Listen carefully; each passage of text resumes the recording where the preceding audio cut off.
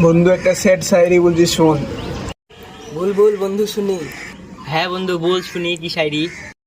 খারাপ সময় একদিন চলে যায়, বাবা বাবা।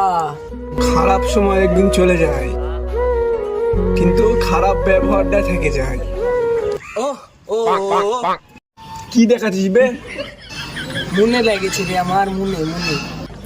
ভাই আমি একটা শোনাই আমি। হ্যাঁ ভাই বল বল বল।